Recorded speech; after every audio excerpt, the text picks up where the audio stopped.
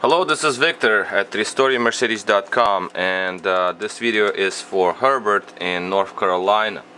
And generally this is our W140 PSC pump, door lock pump, and it's from a 1997 vehicle, no CAN bus yet. This is regular pump. Now what we're gonna do here is, first thing is, this pump was replaced at some point ago, and production date on it was 2000, I believe 2010 or 2011, so it's not really old. And the motor did not really show much of issues, except that I did see this is original motor from the pump. As you can see, it's nice and clean. The problem that I saw inside, there was like some burnt spots on the armature contacts. For that reason, the motor could have been stopped because of that, no contact. And the second problem was out of alignment vanes, and the whole pump would lock up. So that was the issue here. So I just replaced the motor with a new one regardless. So here's our pump on the other side. The motor was replaced, everything realigned properly. So now we can test the pump.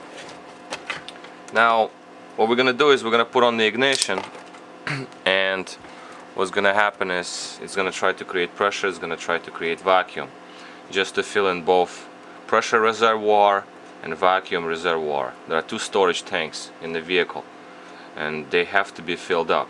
So for pressure, we need back pressure to test it, so therefore I have just plain bottle here, sealed off. So when I connect it, it will give it back pressure. You will give pump back pressure, and it will shut down the motor, because it will know that there is enough pressure in the storage tank. Same for vacuum, but vacuum I'm just gonna plug up the line once vacuum's created, and that would be all. If it's leaking, the canister, the storage tank is leaking, or the line is leaking, obviously the pump will keep reactivating.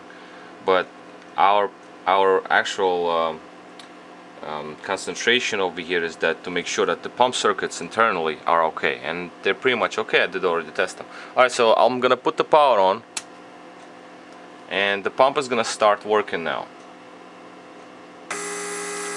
So now, as you can see, it tries to create pressure, it tries to create vacuum. Just to show with a piece of, this is vacuum, I can't really show it, but you see that's pressure. So let's plug in pressure line, and let's plug up vacuum line. Okay, so now vacuum storage tank is full, and pressure storage tank is full.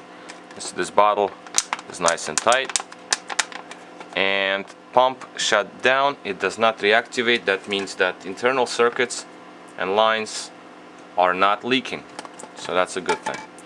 Now we're gonna check operation. This is just a simple device, just a regular manometer. So you're gonna see pressure going up and down. Ideally it's supposed to be 0.4 and up. So here I have way more than that, because vanes are not worn out, pump is in really good shape, so therefore we have much higher pressure. So let's see, we got what we're gonna activate first. Let's do headrest release. So we're gonna do the headrest release first. This is the headrest release, so we're gonna do that.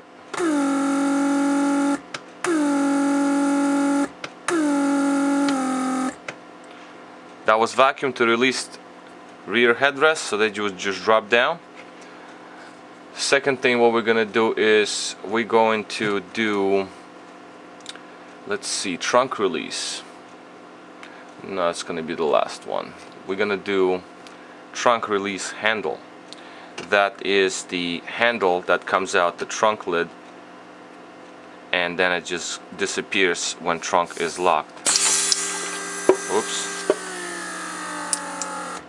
That's too much pressure in the storage tank. Okay, so now next one will be our truck handle. So let's see which terminal I'm gonna do. 1, 2, 3, 4. Okay.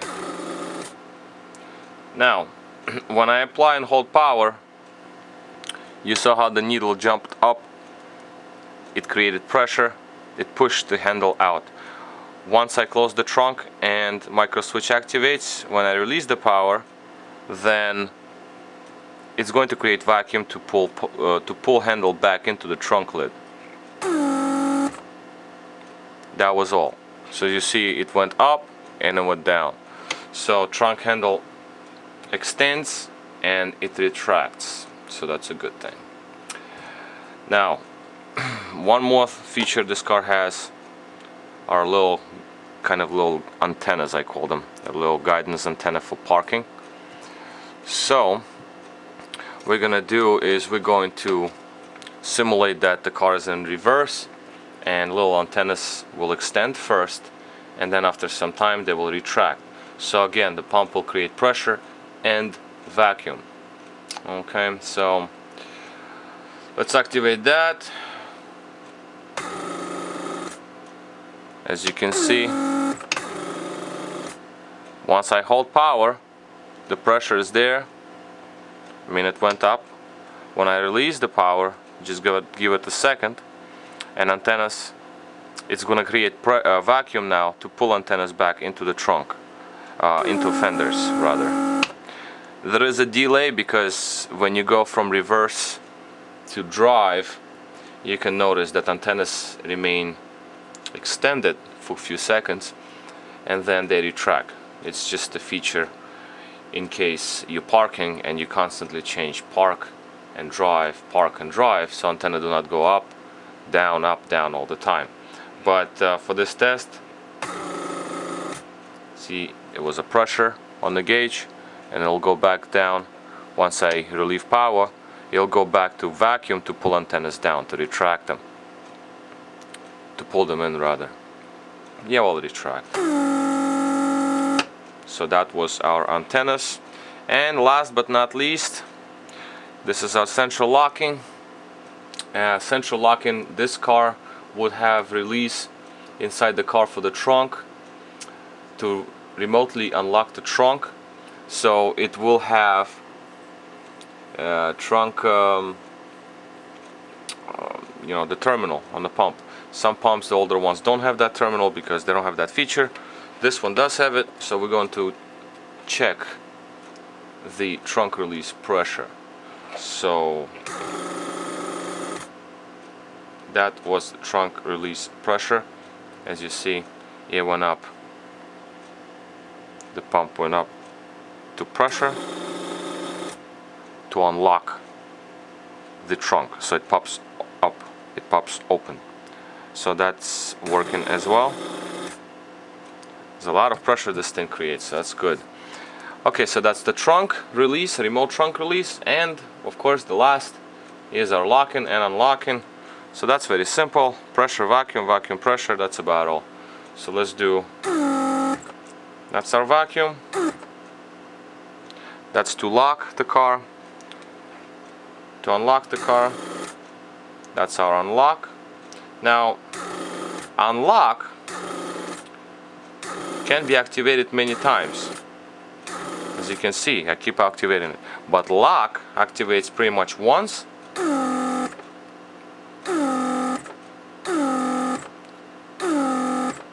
And this one does it too.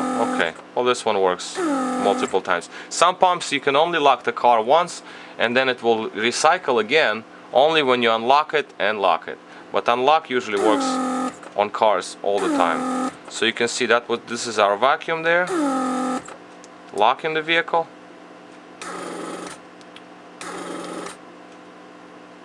And this is our pressure to unlock the vehicle. So this is basically all. Pretty simple stuff. Lock, unlock. Pressure reservoir is still full, no other leaks. So pump is pretty much ready to go. Another thing that I do like to test is after all these operations,